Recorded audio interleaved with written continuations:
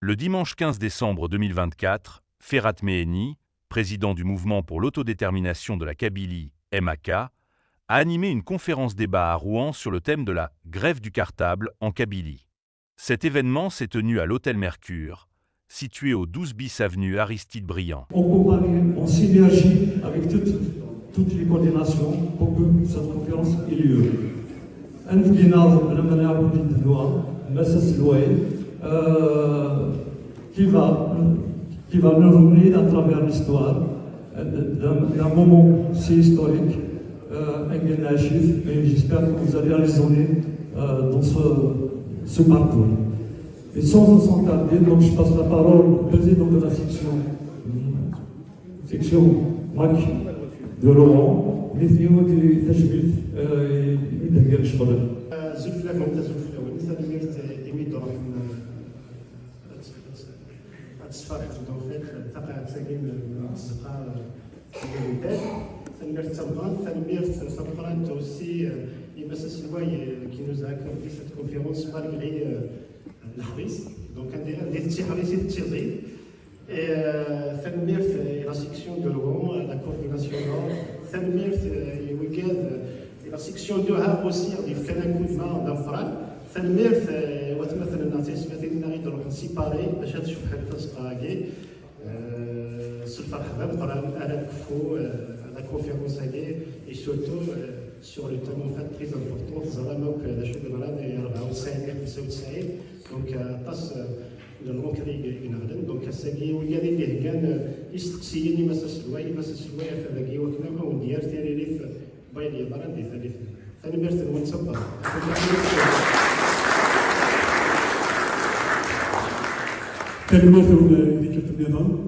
Merci beaucoup à la section MAC de la Normandie, aussi la coordination du Nord. Merci d'avoir organisé cette conférence. Je vois que la salle est archi pleine, ça fait un grand plaisir. Plus on essaie de nous empêcher, plus ils arrivent à réussir qu'une seule chose, celui de faire notre mobilisation. Ça fait plaisir que vous soyez nombreux ici. Maintenant, il faut des très grandes salles, parce que les salles grandes, c'est plus suffisant. Il faut des très très grandes salles. Il y a beaucoup de gens qui appellent pour annuler cette conférence. Ils ne pourront pas. Quand le MAC décide de faire une conférence, il l'a fait.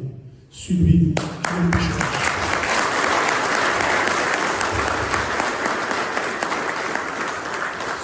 qui voudra nous empêcher de prendre la parole, celui qui voudra nous réduire au silence, il ne pourra pas. Nous sommes un mouvement politique, nous sommes respectueux du droit. La liberté d'expression, c'est un droit universel international. Dans les pays de droit, il n'y a pas de souci. Ce ne sont pas dans la dictature algérienne. Je suis content que nous soyons ici très nombreux. Même l'hôtel a même appelé la police pour notre sécurité. Donc il n'y a aucun souci. On va faire cette conférence comme nous l'avons décidé. Je suis très content. Il y aura encore d'autres conférences parce que le sujet sur la crise du cartable, c'est un sujet très important, interne. Ça concerne d'abord la Kabylie, l'Algérie quelque part aussi. L'artisan principal de cet événement historique, c'est Massa Selouay. Donc il exprime, il donne sa version et personne ne l'empêchera de le faire.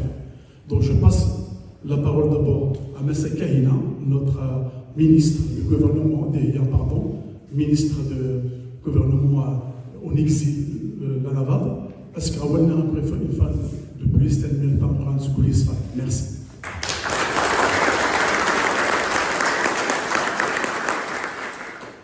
الزولية اليوم ديال اليوم سالوز كذا الفرحة قران اللي غادي كيراون هذيك الثامن زوز دي روان تنميرت نون إيمي دوسام سوسدا تنميرت إيمي سوجد من القريشاية.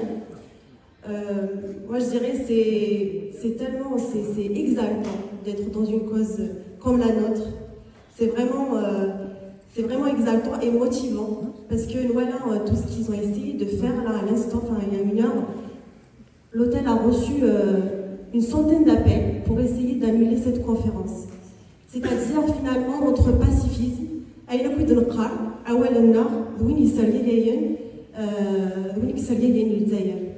l'hôtel a compris, a fini par comprendre. En fait, ils ont appelé pour dire vous donnez vos salles pour une conférence d'un groupe terroriste. Ils ont compris que c'est eux les terroristes. Ils cherchent à nous terroriser, à nous intimider. Ils ont fini par appeler le commissariat.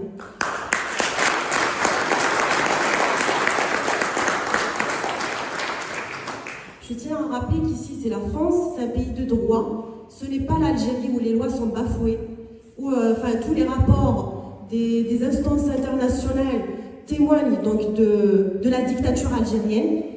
Mais de toute manière, notre chemin est on sait qu'il est semé d'embûches, mais il n'y a rien qui pourra renoncer, il n'y a rien qui pourra nous éloigner de notre cause. Je suis aussi très contente donc, de participer à cette deuxième conférence sur la grève du cartable. Nous avons la chance d'avoir avec nous le père fondateur de l'identité kabyle, de l'indépendantisme kabyle, qui est acteur et témoin de son temps. C'est une école, donc j'espère qu'on va bien profiter de cette conférence. Je suis sûre qu'on va beaucoup apprendre encore dans cette deuxième phase, en attendant la troisième phase encore.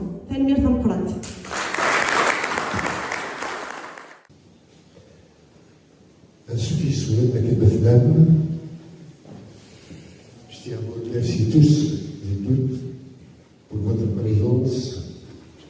Je vous salue autant que vous êtes, et je salue particulièrement les responsables et les initiateurs de cette conférence. Nous avons parmi nous un illustre personnage de Catalan, particulièrement, M. Aziz Tari, du MCP, que je salue personnellement.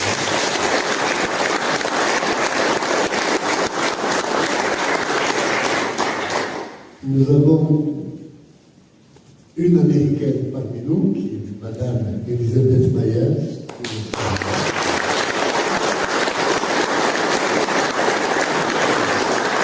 Nous avons un membre éminent de Lazarouche et du comité de soutien aux détenus kabyles, M. Augustin Souni.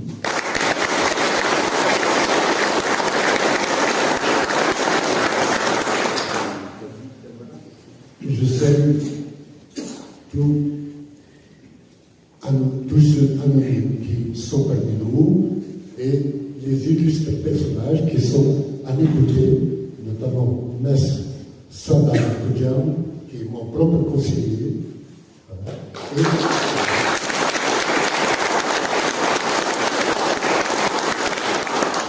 Madame Delia Aouni, qui est présidente de la coordination du marché. M. Sarah, M. Bouzad, je les salue également pour leur présence ici. Celui, William Krishnapas, de Katakuiv, merci aussi.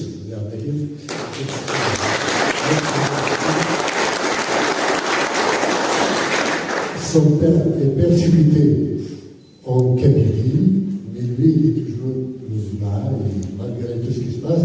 Je salue aussi le frère de Bouchra, Fodé.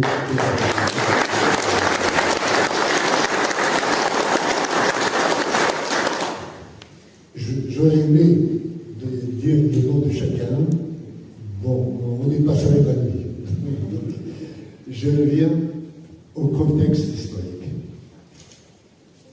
La conférence porte sur le boycott scolaire. Dans une première conférence, j'avais déjà situé le contexte sur toutes les prémices du boycott scolaire pour démentir un peu tout ceux qui veulent semer des mensonges en tant qu'Européens, en tant que jalons de l'histoire. Je dois rappeler que toute la hiérarchie du RCD et du MCD était au courant des préparatifs et y avait participé. D'aucuns en étant contre et d'autres en aidant du mieux qu'ils pouvaient. Je vous ai dit que le contexte global de l'époque, il y avait le terrorisme islamiste qui sévissaient. Il y avait au sein de l'État, soi-disant, disait-on à l'époque, il y avait deux clans militaires qui se disputaient le pouvoir.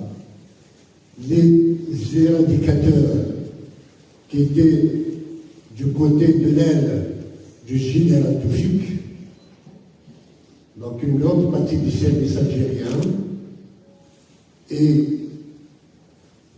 du côté de Zelouane, le général Zelouane qui était en même temps président de l'État, il n'était pas encore, où il venait d'être élu, non, il n'était pas encore élu président. Il était président de l'État, c'est-à-dire installé sans élection à la présidence de l'État algérien par des militaires et qui étaient des réconciliateurs, c'est-à-dire un clan qui tendait le dialogue avec les islamistes pour mettre un terme au terrorisme et à la crise politique issue de l'arrêt du processus électoral.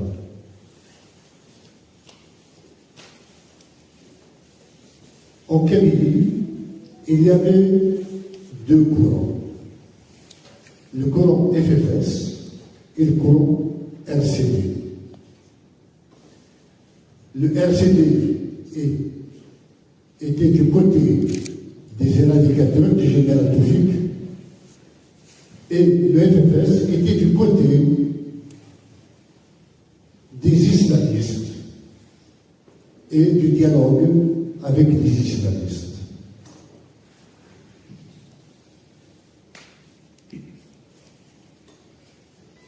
Dans la violence globale qu'il y avait autour de nous, les morts se comptaient quelquefois par dizaines par jour.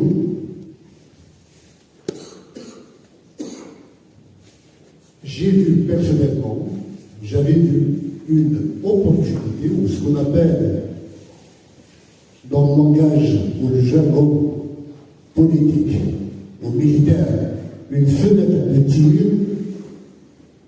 favorable pour la cause berbère. Idéologiquement, il y avait en Algérie le nationalisme des militaires, l'internationalisme des islamistes, puisque la charia et l'État qu'ils voulaient édifier devait être un califat rattaché ou fédéré à d'autres entités à l'échelle internationale. Il y avait le nord-africanisme des berbéristes et des Oranges aussi à l'époque. Donc nous, en tant que berbéristes, en tant qu'amis, nous étions berbéristes. Le berbérisme est issu d'une dénomination péjorative que le BPA-MTLD, les centralistes, avaient accolé à tous ceux qui défendaient l'identité berbère, sans le dire, dans le mouvement dit national, notamment du BPA-MTLD, et que le Sadi Hadj, vous savez, vous avez tous suivi la conférence que j'ai donnée à Londres, dans laquelle j'ai rappelé les conditions dans lesquelles le BPA, MTLD du Sadi Hadj, avait trahi la base militante kabyle en revendiquant pour la future Algérie postcoloniale la dénomination d'une Algérie arabo-islamique, alors que le Kabyle réclamait une Algérie algérienne. Voilà, donc, nous, depuis que les FFS avaient fait la guerre de 1963-65, en tant que Kabyle, il nous était particulièrement impossible de revendiquer notre kabylité assimilé à l'époque à du séparatisme, à la sécession, et donc passible de la peine de mort, il y avait de l'autocensure à notre niveau globalement, et sincèrement, avec l'idéologie prônée par nationalistes et berbéristes, prônée par Mouloud Mameli et Katem Yassine, deux aides parfaitement identifiées du berbérisme, la revendication berbère était l'horizon indépassable de l'époque. Il y avait juste, du côté à l'aile gauche, il y avait ceux qui revendiquaient une berbérité, mais dans le cadre du vrai socialisme. C'était l'expression qui était utilisée à l'époque. Donc la fenêtre de tir s'est offerte à nous au moment où le régime algérien était confronté à un ennemi suffisamment important, un adversaire important, qui était le terrorisme islamiste. Je m'étais dit, pour reprendre un peu le contexte, que tant que le pouvoir était fort, il nous avait réduit au silence. Il nous a mis en prison. Il nous avait insultés. Il nous avait opposé un déni d'existence. Il nous avait terrorisés. Depuis qu'il est confronté au terrorisme, il avait besoin du soutien de la Kabylie. Et le RCD était là pour le lui offrir gratuitement. Et je me suis dit qu'il est hors de question de laisser faire, puisque il ne peut pas nous réprimer, puisqu'il a besoin de nous. C'est le moment ou jamais de poser la question berbère sur la table. En dépit de l'opposition de la direction du parti dans lequel j'étais, j'ai réussi à emporter l'adhésion du MCD, Coordination Nationale, et du MCD de l'FFS, qui était le MCD Commission Nationale. Le boycott fut une grande réussite. Je rappelle encore une fois qu'à la fin juillet, les médias algériens avaient annoncé que le fils ou le GIA menaçait de mort tous les enfants qui reprendraient le chemin de l'école. Donc ça posait un problème moral pour nous, politique aussi. Comment se fait-il que nous puissions superposer un mot d'ordre comme le boycott scolaire avec l'interdiction ou la menace d'exécution faite par les islamistes contre ceux qui reprennent le chemin de l'école? Il a fallu résoudre ce dilemme moralement en nous disant que nos slogans, bien qu'en apparence ils puissent se superposer, dans le fond, ça n'a rien à voir l'un avec l'autre. Puisqu'eux, ils utilisent la mort, la violence, pour imposer un point de vue, et nous n'utilisons que les moyens de la persuasion. Deuxièmement, eux, ils avaient un objectif politique qui était la prise du pouvoir, et nous n'avions qu'un objectif limité à la société, un objectif de société, celui de résoudre un problème linguistique et identitaire. Donc, le boycott a été scellé le 30 ou le 31 août au niveau des commissions nationales, au niveau de la coordination nationale du mouvement culturel berbère, dont j'ai été le président. Et 2 jours plus tard, ou 3 jours plus tard, c'était les commissions nationales qui avaient décidé également de soutenir l'initiative d'un boycott scolaire. À l'intérieur du RCD, il y avait tous les éléments proches de CNCD qui étaient contre. Mais j'avais la majorité des associations et des coordinations qu'il y avait au sein du MCD. Et le boycott fut lancé.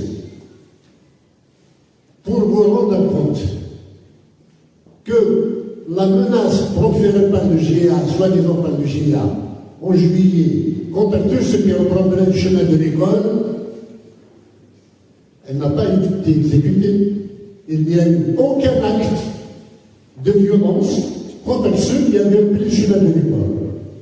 Par contre, la Kabylie, le MCD et la Kabylie ont réussi le boycott scolaire. La Kabylie était là, ils avaient lancé un mot d'ordre et le mot d'ordre fut exécuté. Nous en parlons aujourd'hui avec beaucoup de distance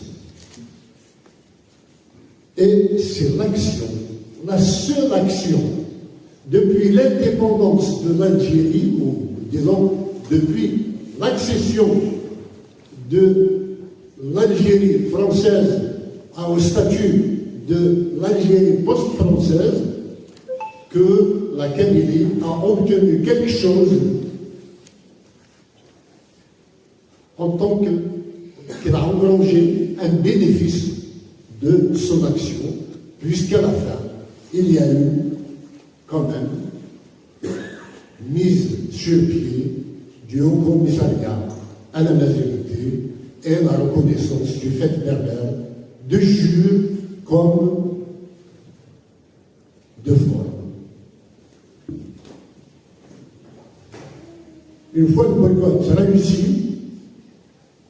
les commissions nationales se sont rapprochées de moi à ma demande et nous avions décidé d'un programme commun. Je rappelle que j'avais reçu à l'époque une lettre de protestation de la part, vous voyez de qui je parle, des hommes signés par un groupe de militants de Guez, me disant que c'est une reculade que de faire une action commune, notamment une marche avec le FFS ou le MCD, Commission nationale. Pour moi, il y avait pour une fois, depuis 1980, et depuis la guerre du FFS, l'opportunité que la Kabylie puisse s'exprimer d'une seule voix. Il aurait été criminel de ma part de lui refuser cette chose. Donc, je me suis plié à la demande des commissions nationales d'avoir un programme commun sans pour autant respecter celui tracé déjà par ma propre structure au niveau de la coordination nationale. Je rappelle que, à ce moment-là, dès que le boycott était amorcé, Ali Belhadj et Abbassi Madani, qui étaient en prison, ont été quelque peu élargis dans la mesure où ils ont été mis en résidence surveillée plutôt qu'en prison. avec téléx, fax et téléphone à leur portée. Ils se préparaient à une négociation. En fin de compte, le boycott scolaire a été le grain de sable qui a fait dégringoler un accord conclu au sommet de l'État à l'insu de tout le monde. Les éradicateurs et les réconciliateurs s'étaient entendus. Ils avaient passé un deal entre eux. C'est que les réconciliateurs n'engagent pas de négociation avec le fils et les éradicateurs avaient pris l'engagement que la Kabylie n'allait pas bouger. Peut-être que si j'ai été initié à la chose et qu'on m'avait convaincu de la nécessité de le faire, peut-être que je n'aurais pas fait ce boycott scolaire. Sauf que je n'en savais rien, et donc le boycott scolaire qui a réussi, dès lors que les éradicateurs n'avaient pas tenu leur promesse, que la Kabylie avait bougé, les réconciliateurs n'étaient pas tenus non plus par le deal conclu en conclave des généraux, et donc ils avaient élargi à Ibn Hajj et à Nassim Badani. Bien sûr, la première action fut un succès phénoménal, mais il y a eu des nuages qui se sont annoncés. D'abord, Saïd Saïd avait lancé un appel à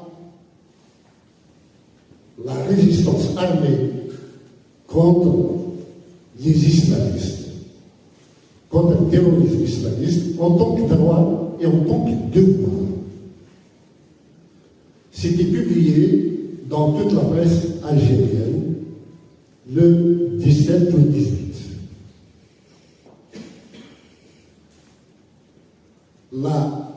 L'alliance faite par le MCD au niveau des commissions et de la coordination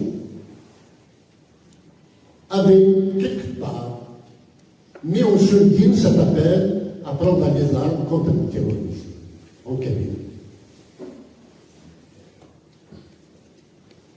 Et je vais vous parler de deux événements qui se sont déroulés. Donc, juste après. Il y a eu l'enlèvement de Mahdi Younes, juste au début du boycott, et il y a eu le fait que je me sois retrouvé otage dans l'avion, dans l'Airbus qui fut pris en otage par des terroristes du GIA le 24 décembre 1994. Donc voilà, le boycott était réussi, il fonctionnait à merveille, et le 25 septembre, au matin, à 6 heures du matin, le téléphone avait sonné chez moi. J'avais décroché. C'était Boussad Boudiaf, l'un des responsables du RCD au niveau de Tizi Ouzou, qui me dit: tu es au courant pour Madou? Je lui dis: ils l'ont tué? Il m'a dit: presque. J'ai dit: comment? Il m'a dit: il a été kidnappé. Par qui? Par des terroristes, par le GIA. Mon Dieu, comment a-t-on géré la situation? Je décroche le téléphone, j'appelle Jamel Zellati, qui est mon correspondant, mon partenaire au niveau des commissions nationales. apprend la nouvelle et nous étions convenus à la fois d'être fermes pour que Matoub revienne, soit libéré et revienne vivant le plus vite possible, et en même temps garder le cap sur l'action pacifique du boycott scolaire. Très bien, j'ai fait un communiqué aussitôt et je pris avec moi. Je descends à Tizi Ouzou, au bureau régional. J'habite à Zasca, à 35 km de Tizi Ouzou. Donc je prends ma voiture, je vais à Tizi Ouzou. Mais avant d'aller au bureau régional du RCD, je suis passé par le siège de l'hebdomadaire Femworth. Femworth, c'est nous qui l'avons créé et qui a été racheté par Arbrad, mais qui était proche du RCD. Je remets le communiqué à Moumouh Bekal, ou comme on l'appelle aujourd'hui, Azon Bouquet. Il l'a saisi à la machine à écrire et s'apprêtait à l'insérer dans la prochaine édition. Je monte au siège du RCD, c'est à 300 mètres du siège de Femworth. Je rentre, il n'y avait personne en dehors de Nordine Kouda. Mon ami Nordine Kouda. Il était dans le bureau central, en entrant dans le siège du RCD, il y avait un bureau à droite. Il était au téléphone, il avait le téléphone à l'oreille, un stylo à la main, dans l'autre main, le téléphone avec la main gauche, le stylo dans la main droite, et il y a une feuille sur la table sur laquelle il écrivait. J'ai attendu qu'il finisse d'écrire et je lui annonce que je venais de faire un communiqué, je l'ai remis à Femworth pour sa publication concernant l'affaire Matoub. Il m'a dit non, il faut absolument que tu l'as lu. J'ai dit pourquoi? Il m'a dit c'est ça le communiqué qu'il faut faire. J'ai dit pourquoi? Il m'a dit c'est ça le syndic qui me l'a dicté. J'ai dit si c'est le chef qui l'a dicté, c'est indiscutable. Je prends le papier, ce fut un ultimatum, ne donnant 48 heures au GIA pour libérer Matoub Lounas. S'il touche à un seul cheveu du chanteur, du rebelle, il n'était pas encore le rebelle, c'était plus tard que le titre sera donné. S'il touche à un seul cheveu de Lounas, nous déclarons la guerre totale au GIA, à tous les islamistes, à ceux qui le soutiennent de près ou de loin.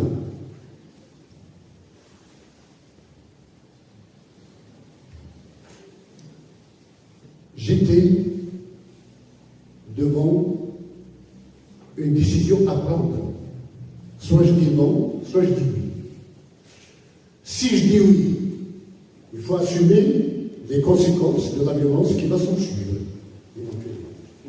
Si je dis non, on va m'accuser de vouloir la mort de Matoub Lounas. Surtout que certains essaient de me présenter comme un rival alors que c'était un frère. J'ai dit d'accord. Il m'a dit on va le signer comment? Il m'a dit ce serait bien que ce soit toi. J'ai dit d'accord. Très vite, je réalise que pour maîtriser fallait que ce soit moi qui signe. Si on avait signé au nom du MCD pour le suspendre ou le retirer, il faudrait réunir tout le MCD et dans l'émotion de l'époque, on n'aurait jamais pu retirer cet ultimatum. 3 personnes au siège du RCD sont venues me donner des versions totalement différentes les unes des autres sur l'enlèvement de ma fille. J'ai demandé qu'on me dise qu'est-ce qui s'est passé.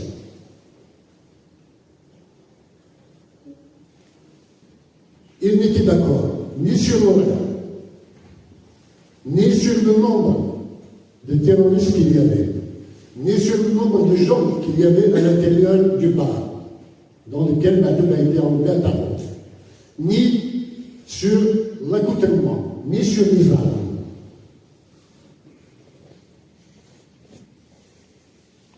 Mettez-vous à ma place en recevant plusieurs versions d'un même fait, vous vous poserez des questions. Toujours dit que je continuais à gérer la situation. La première journée était difficile, mais j'ai tenu jusqu'au bout. Le lendemain, il y avait des échos qui m'étaient parvenus, même dans mon village. Les vieilles de mon village me maudissaient de faire tomber le ciel sur la tête de notre enfant et de les préparer à la guerre à laquelle personne ne s'attendait.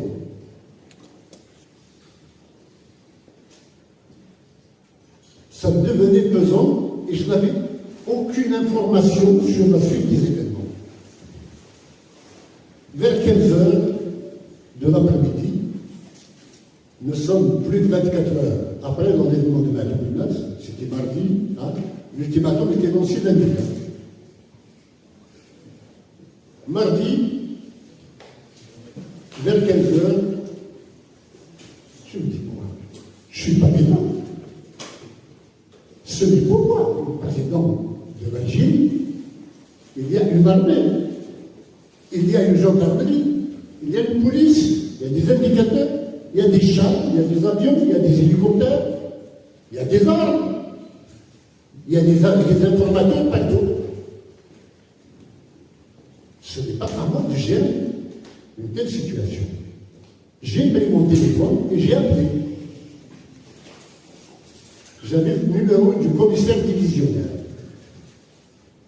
qui s'appelait Hadji Hayati.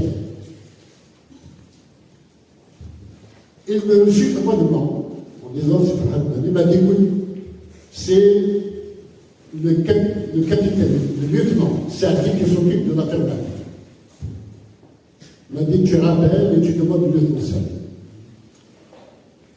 Je rappelle, et le lieutenant Serdi m'accueille joyeusement. C'est comme ça qu'il faut faire, c'est comme ça les hommes. Si je n'apprends qu'on apprendre de quel bois les cabines se chauffent. J'ai dit sincèrement, je ne suis pas venu pour des éloges ou pour des remerciements, je viens aux nouvelles. Dis-moi, est-ce que vous avez des informations sur Madoum? Il m'a dit, nous n'en avons aucune. J'ai dit, moi, j'ai reçu des informations selon lesquelles la voiture de Madoum aurait été trouvée sur la rue de Delal. Il m'a dit, c'est complètement faux. Je dérive un peu en parlant d'autre chose, et à un moment donné, je lui dis, d'après avec l'ultimatum que j'ai fait là, qui va expirer d'ici demain à midi, crois-tu que ma vie va être libérée? Il m'a répondu ceci. En tous les cas, pas demain. J'ai dit merci, c'est tout ce que je voulais savoir. Ça veut dire qu'il était au courant de quelque chose. J'ai passé la nuit à réfléchir à la manière de gérer. Il me restait que quelques heures avant la fin de l'ultimatum.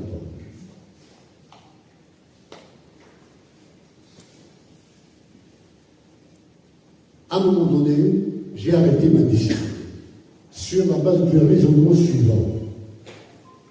Si l'ultimatum va jusqu'à son terme et que Matoum n'est pas libéré, qu'est-ce qui va se passer?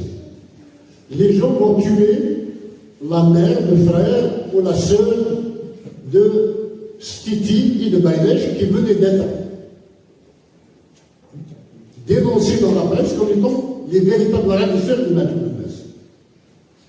Si on tue la mère, la sœur, le frère de Bailèche ou Stiti et que Matoum soit entre leurs mains, la seule mesure de rétorsion, c'est la vengeance, c'est d'abattre Matoum. Donc il y aura un cycle de violence, une escalade interminable. Et je me suis dit, il est hors de question que je porte la responsabilité de la mort de Matoum. À 3h du matin, j'ai rédigé un communiqué. Je suspends l'ultimatum de guerre totale pour, donner toutes les chances à Matoum de revenir vivant, 2, de ne pas faire des victimes innocentes à travers l'escalade, 3, je vous demande de rester à l'écoute du MCD et de ses déclarations.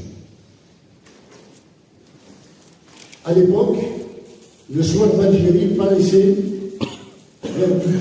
vraiment comme une édition du soir. Il était bouclé à 6h du matin. Donc j'appelle le soir d'Algérie. Je tombe sur quelqu'un qui m'adorait, un journaliste de Sidi Abbas qui s'appelle, j'espère qu'il est toujours vivant, qui s'appelle Badreddin Mena. J'ai dit Badreddin, on se connaissait, voilà, je suspends l'ultimatum. Il m'a dit, il faut que tu m'envoies un fax. J'ai dit, t'as besoin de la nuit. Où est-ce que je peux trouver un fax? J'ai dit, écoute, s'il te plaît, prends sur la dictée. Et il a accédé à ma demande. Une fois qu'il a pris le document, le texte, il m'a dit, il sera à la une aujourd'hui. Je les remercie. Je me suis endormi un petit peu pour me reposer. Et tôt le matin, je me suis réveillé, j'ai passé la nuit à Tizi Ouzou, chez un ami qui s'appelle Luce Tourmas.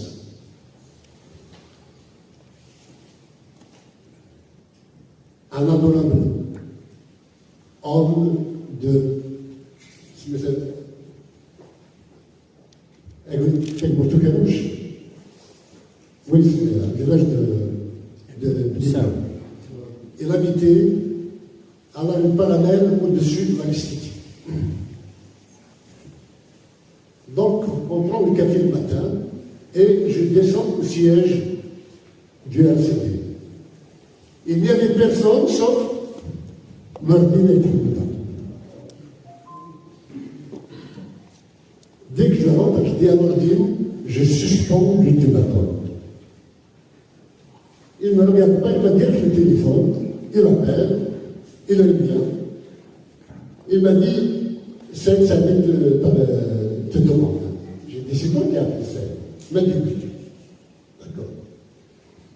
Je prends le téléphone, Israël qui commence à crier. L'ancien, dis rien. Il dit, écoute, pourquoi tu cries? Je te dis, il ne fait rien. J'ai dit, je fais.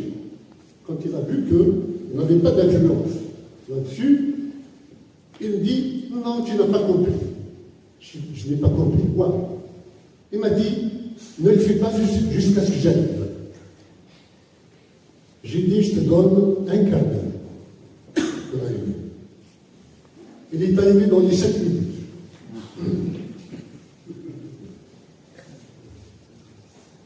sans dire bonjour de quoi que ce soit, on rentre dans une chambre et il commence à me dire, écoute, on ne lance pas un ultimatum de guerre totale à la Niger, les gens vont nous prendre pour des bleus, pour des lâches, pour des peureux, pour des vauriens.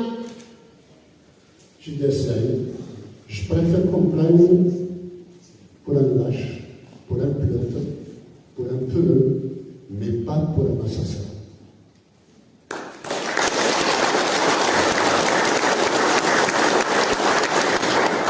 Quand il a vu cela, il m'a dit, est-ce qu'on peut retirer l'ultimatum sans le dire? Je dis, essaye. Pourquoi tu n'as pas lancé l'ultimatum sans le dire? Aussi clair qu'est l'ultimatum le sera sa suspension. Et je lui dis, de toute façon, il faut que tu le saches. Le communiqué est déjà fait. Il me fait penser à la fin. Lui, des fois, c'est bien. Et puis, j'ai commencé à recevoir du monde. Il y avait Manon et Feu, Jafar Wahyo, qui était arrivé. Jafar, père son âme, il a été assassiné un an et deux plus tard, devant ses élèves, au collège dans le lycée de Vienne. Jafar Nas Cuba, monté à la place de Tizi où les jeunes vont commencer à se réunir, et tu leur annonces que l'ultimatum était suspendu. Il s'est exécuté.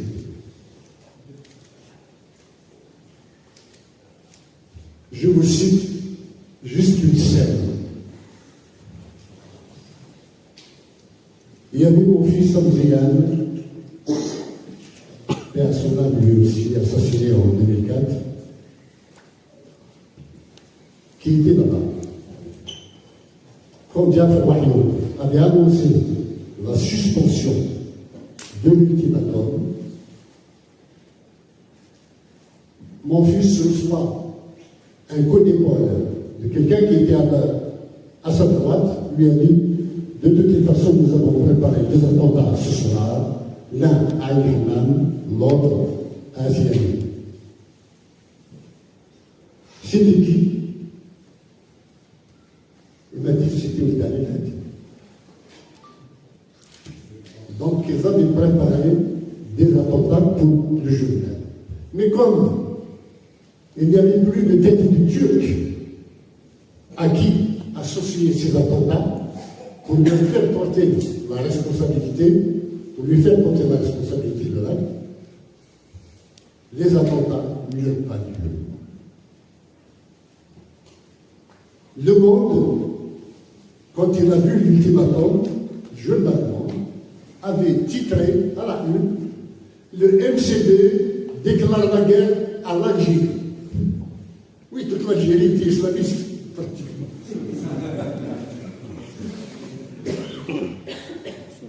Bon, donc, ceci, donc cela.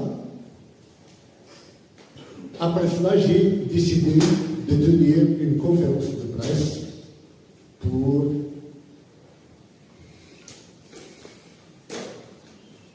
annoncer la suspension de l'ultimatum.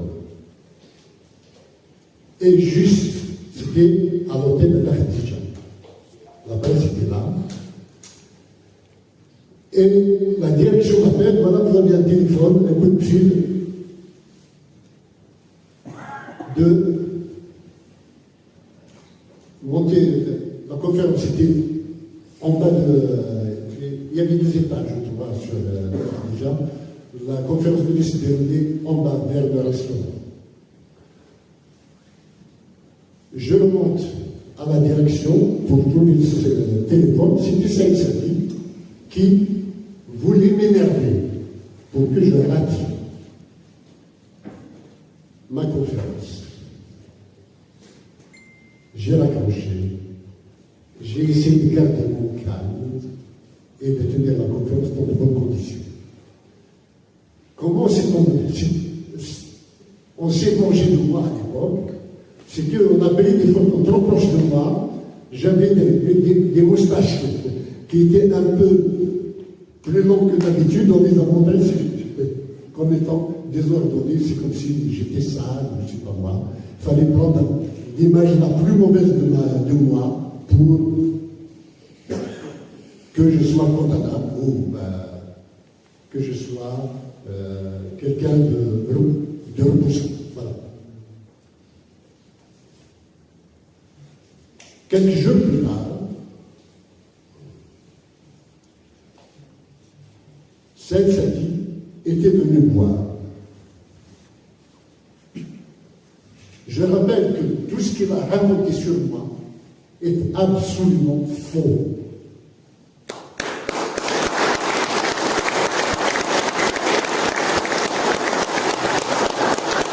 Et je ne vais pas lui faire le privilège de l'attaquer en justice. Je n'attaque pas mes adversaires politiques en justice. Je rétablis les faits par ce qu'ils ont été, et non pas par vengeance sur quoi que ce soit. Je ne l'ai jamais, depuis que le boycott a commencé, rencontré en dehors d'un tête-à-tête entre lui et moi. Il n'y avait jamais eu de rencontre entre moi et lui avec d'autres qui soient témoins, contrairement à ce qu'il dit dans ses témoignages. Il me voit et il me propose un deal.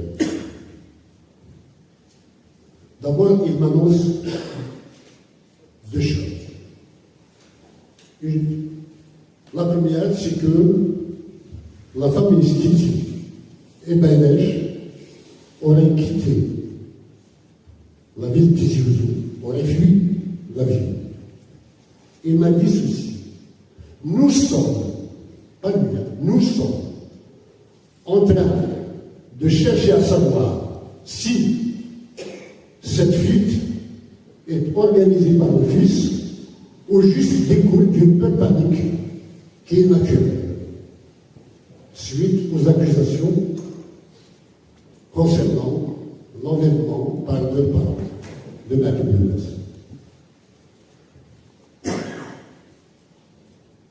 Je ne lui faisais plus confiance, donc le lendemain, j'ai envoyé des gens, des militants pour voir si la famille Stiti et Baïlèche avait disparu de la ville Tizi Ouzou. Elles étaient toutes les deux là. Personne n'avait fui, personne n'avait bougé. Je vous laisse deviner l'arrière-pensée qu'il y a derrière.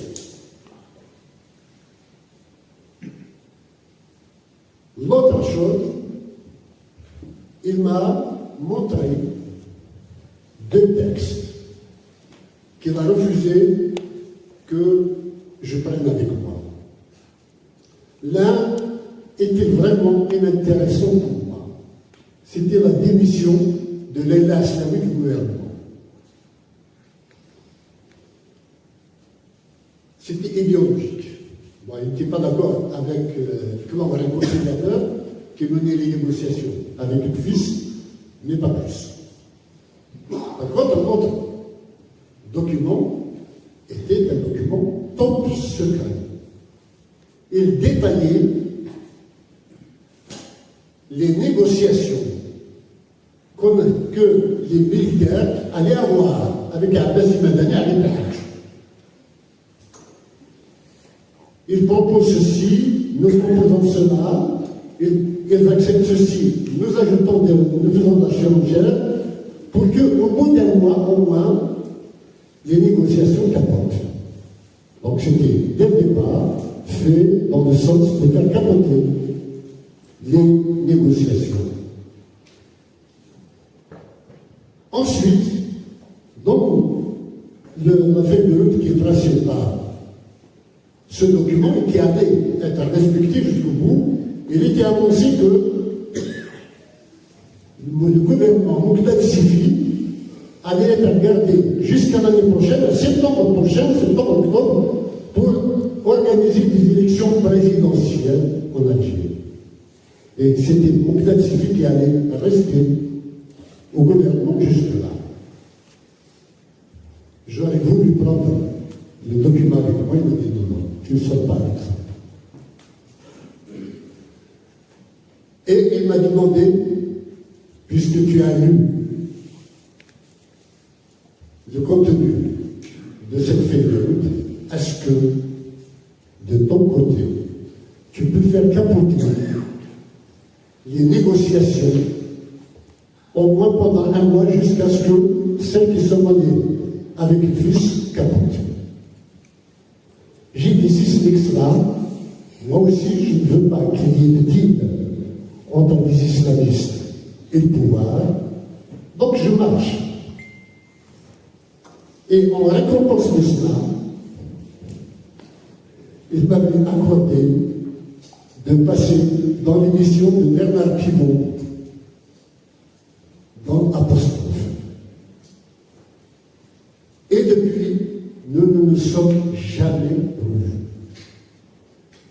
Mais elle a commencé à comploter derrière moi, à faire en sorte que Dalil Ali puisse contredire ce que je fais, ce que je dis et tout. Et lui avait donné, avec un certain nombre de journalistes, acquis au RCD et à la ligne éradicatrice, de me contredire à chaque déclaration. Et dans ma feuille de route à moi, c'est-à-dire dans mes prévisions, c'est que le boycott scolaire allait être étendu à d'autres domaines pour rendre la pression plus forte encore. Donc, j'ai annoncé que nous allons élargir le boycott scolaire au boycott des impôts. Et vous avez la qui fait une déclaration derrière moi en disant que le MCP n'a jamais pris cette décision, donc il ne l'a pas dit. Et j'ai vu des mouvements un peu pour me déstabiliser.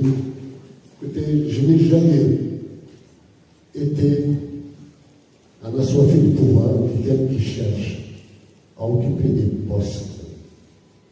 Mon rôle de chanteur et d'intellectuel me suffisent largement pour me sentir à l'aise dans les mouvements et ce que je fais. Jusqu'à cette affaire de l'avion.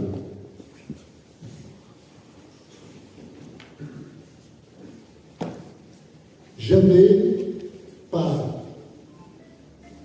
crainte d'actes terroristes sur ma personne. J'avais pris l'habitude, tous les 15 jours, chaque mois, de m'éclipser pendant 3-4 jours en venant en France et pour semer un peu tous ceux qui étaient à la recherche de mon assassinat. Donc j'ai pris mon billet pour venir en France le 23. Et un membre proche des centres de décision me dit, écoute, j'ai un message pour toi. Je suis porteur d'un message, mais je ne peux te le délivrer que demain. Qu'après-demain. Il m'a dit, tu viens demain. C'était le 22, le 23, 22, il m'a dit, tu ne pars pas demain. Nous allons changer ton billet d'avion. Tu partiras le 24. Mais juste pour qu'on te délivre ce message. J'ai dit d'accord. J'ai échappé à un attentat le jour même. Il était 4 heures ou 5 heures du soir. J'allais partir et j'ai vu une voiture démarrer en même temps que moi.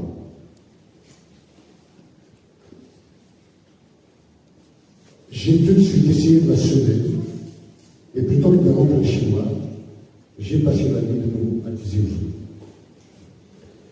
Le lendemain, donc j'ai attendu, je ne suis pas parti, on me remet mon billet d'avion pour le 24. Et j'attends, je vais au dîner de cette personne chargée de me transmettre un message. J'ai pris un bon couscous et à la fin, j'ai dit quel est le message.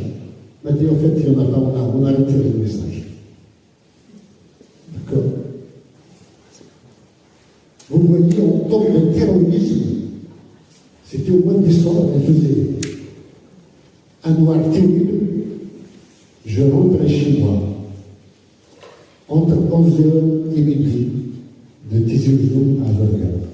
Et le lendemain, quelqu'un devait venir m'emmener très tôt à l'aéroport d'Alger. J'arrive à l'aéroport, alors que depuis l'attentat du 18 août 1992, les conditions de sécurité étaient renforcées, les mesures de sécurité étaient renforcées de manière draconienne, et il faut y aller pour passer la portière, la porte de l'aéroport.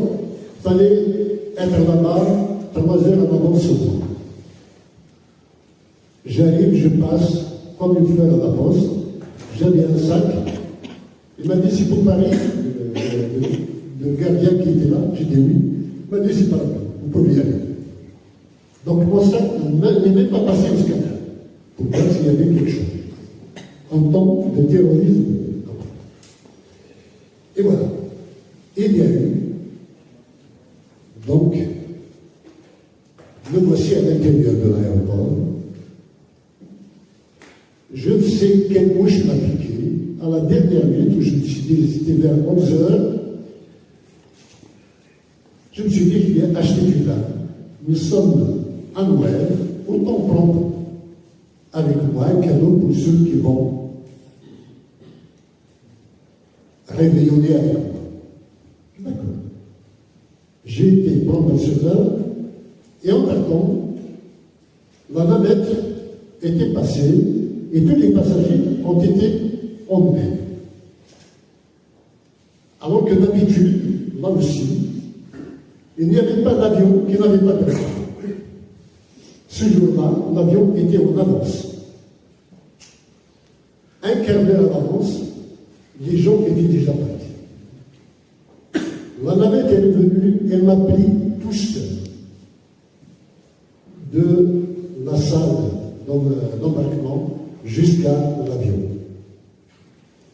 Et en arrivant devant l'avion, il y avait une 304 planches dans laquelle il y avait 4 bonhommes, dont l'un exhibait une Kalachnikov avec 2 chargeurs. Le deuxième chargeur était scotché sur le premier.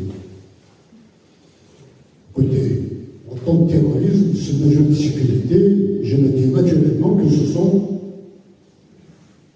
des agents de sécurité qui sont là.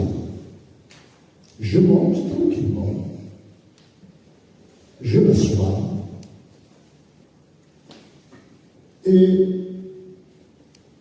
à un moment donné, j'entends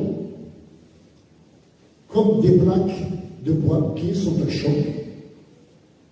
Je ne savais pas ce qui s'était passé, et je vois quelqu'un jeter son verre de champagne au loin, et je vois la moquette bleue devenir plus foncée, avec le liquide du champagne qu'il y avait dedans. Je ne comprenais pas. Jusqu'à ce que l'un des terroristes annonce, voilà, on nous appelle des terroristes, non, nous sommes des moudjahidines, patata.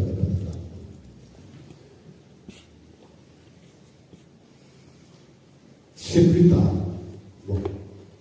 j'en ai échappé, c'est pas la peine que je vous raconte mon calvaire à l'intérieur, en toute état de cause. L'avion fut finalement autorisé à venir sur Marignane, à Marseille, et le GIGN était intervenu à 17h17, le 26. Et nous fûmes sauvés. Qu'est-ce qui s'est passé après? Alors que le monde occidental était unanime pour condamner l'arrêt du processus électoral du 25 décembre 1991, à partir de cet attentat, cet enlèvement de l'avion, toutes les chancelleries ont changé de position et elles ont soutenu le régime algérien. En fait, cet avion, je soupçonne fort qu'il a été donné sur un plateau d'argent à des jeunes écervelés du GIA pour fanfaronner et prendre en otage un avion. L'essentiel était l'émoi et le retentissement que cela allait avoir au plan international pour faire échouer la rencontre de Sant'Egidio prévue pour le 9-10 janvier 1995. Et effectivement, cette réunion où Hossein Ahmed a eu la malchance de voir quelqu'un lui poser une chéchia sur la tête, n'a pas eu le résultat escompté, et les chancelleries occidentales ont dû porter leur soutien au régime militaire algérien. Une semaine plus tard, je rentre à Alger. J'ai été arrêté à l'aéroport pendant 3 heures. En fait, je suis rentré parce que Mohamed Sifi, qui était Premier ministre, m'avait convoqué pour me faire une proposition. Mais auparavant, j'ai oublié de vous dire que, concernant les négociations, il y a eu une première phase de négociation. Ça s'était passé le 4 ou le 6 octobre. Je mets la délégation, j'ai demandé aux commissions nationales de faire partie, ils ont dit non, mais nous soutenons. J'ai dit d'accord. Nous rentrons, nous arrivons, c'était juste pour défendre l'atmosphère, nous rentrons au palais du gouvernement et on nous emmène au premier étage dans une salle avec une table pas mais longue. Au bout, il y a 2 chaises, celle de Mohamed Sifi et l'autre pour moi, pour négocier. Sa délégation était en face, elle a bien été à mes côtés. Mais avant, à 30 secondes, avant que Mohamed Sifi, le Premier ministre, ne rentre dans la salle, il y a un agent de sécurité qui dit « Il y a les interdit de négocier avec des armes dans la poche. » Au lieu de faire la foule avant, ils ont attendu le dernier moment. Et Majid Ben-Nazir a bien pistolet, mais il n'a pas le. Voilà, juste pour vous détendre un petit peu. Ensuite, il y a des grandes manœuvres pour résoudre, mettre un terme au boycott scolaire. Il y a eu beaucoup d'opposition à répondre à la demande de la Kabylie, notamment une lettre de Leïla Aslaoui, un article de Leïla Aslaoui, dans la presse algérienne disant que il ne faut pas reconnaître la nation en tant qu'État national. Dire qu'elle fait partie du patrimoine est déjà énorme. Pour elle, c'était une grande concession que d'accepter cela. Donc, la prochaine fois, il y aura la suite que je vais vous raconter par rapport aux négociations.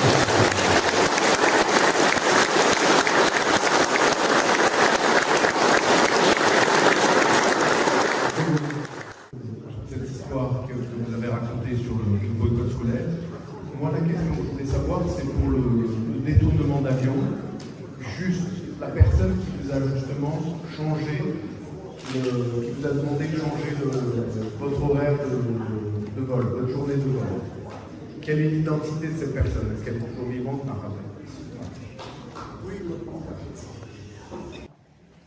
Voilà, ce que je voulais savoir, c'est qu'il y a eu le boycott scolaire. L'année d'après, c'est-à-dire, c'est peut-être parce que je n'ai pas très bien écouté la première partie, je n'ai pas assisté, mais comment ça s'est passé concrètement dans les écoles? Qui a dit aux enfants n'allez pas à l'école? Et comment par la suite, quand ça s'est terminé, comment ils ont repris? C'est-à-dire comment les enfants et les parents étaient au courant, maintenant ils pouvaient reprendre l'école. Je vous remercie.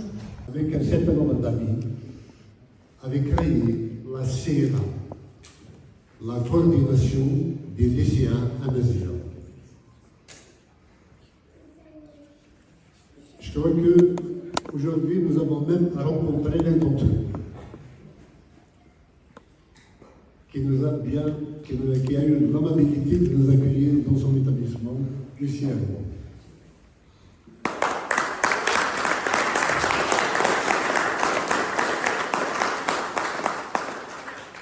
C'était des lycéens qui s'étaient déployés pour aller devant les écoles, c'est de déconseiller aux gens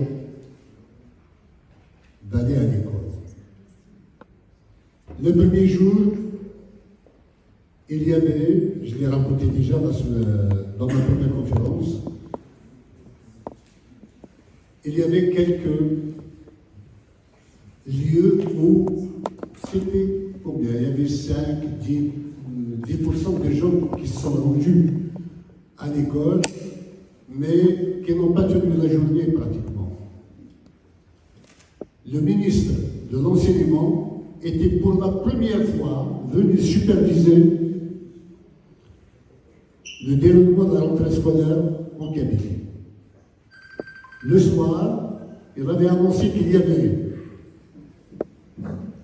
une daïra et 3 communes qui n'avaient pas observé le boycott scolaire. Si lui, il dit une daïra et 3 établissements scolaires, 3 communes, cela veut dire que tout le monde était déjà en place. Il avait déjà boycotté. Moi, j'annonce 75%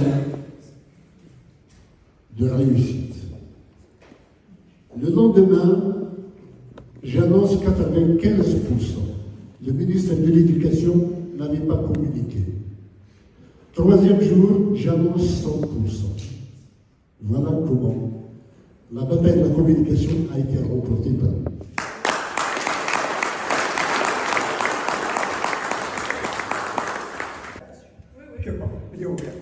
Mesdames et messieurs, je viens de mettre ma carte d'identité.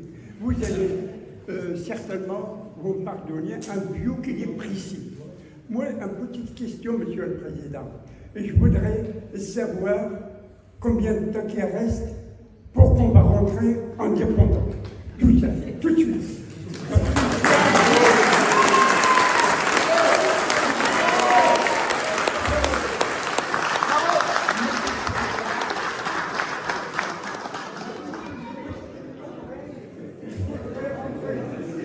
Il est là. Il est là.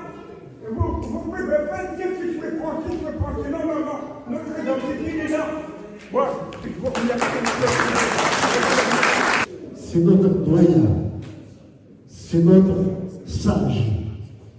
Il a fait tous les combats. Il a été de la génération qui avait fait la guerre d'Algérie. Il a été de la génération qui a fait le FFS en 63. Il a été de la génération qui a fait le FCB et le boycott scolaire, et infatigable dans son militantisme et sa droiture, il nous accompagne vers l'indépendance de la Kabylie.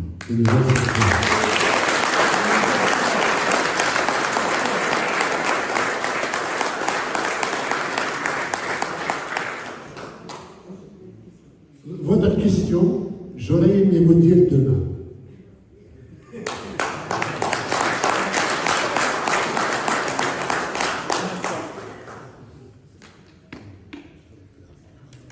On prendra une dernière, s'il vous plaît.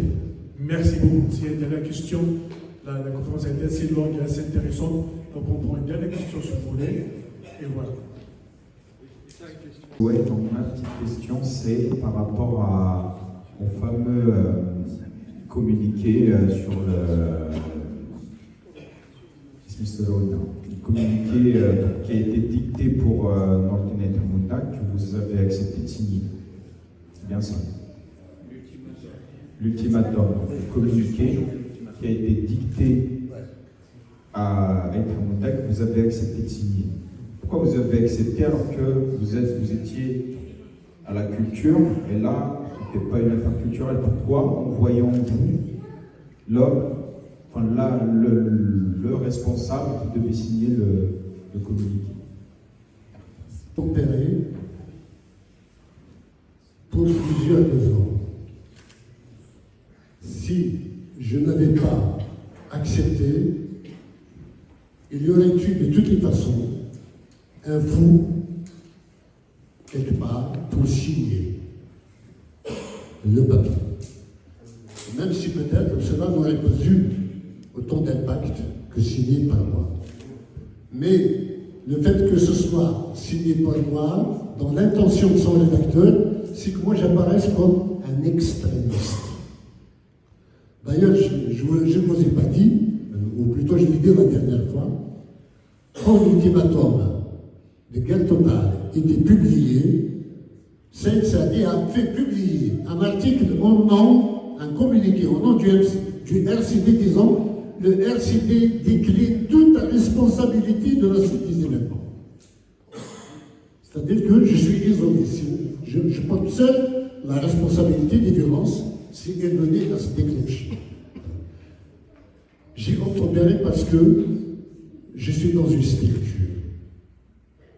Je ne suis pas un apparatchik, mais j'ai l'esprit de solidarité et j'ai l'esprit de la collégialité. Donc j'ai accepté de signer ce papier, mais c'était surtout pour en gérer son avenir. Une dernière question. Juste un dernier mot, s'il vous plaît. Cette conférence a dérangé au plus haut point des autorités algériennes ou des partis intéressés à ce que cette conférence n'ait pas eu lieu, n'eut pas lieu. Il ne faut pas que la question kabyle soit l'otage des relations et des tensions algéro-françaises. Nous ne sommes pas là pour poser problème à la France, mais au contraire, pour aider de notre mieux, par la communauté kabyle qui est laïque, par la communauté kabyle qui a l'esprit civique, par la communauté kabyle qui s'insère en douceur dans la société française. Nous voudrions participer à la stabilité et à la prospérité de la France plus qu'à sa déstabilisation que nous combattrons de toutes les façons de notre part. En termes de la déstabilisation, je parle. Donc, dans une première structure, les pressions avaient abouti à faire en sorte que le lieu ne soit pas retenu.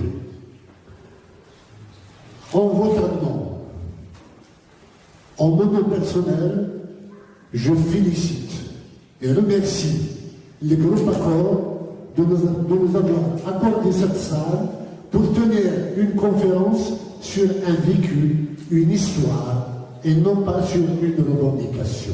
Nous ne sommes pas là pour créer des problèmes aux structures, mais au contraire, pour éclairer une opinion sur ce que nous sommes. Et nous sommes des gentlemen. Merci.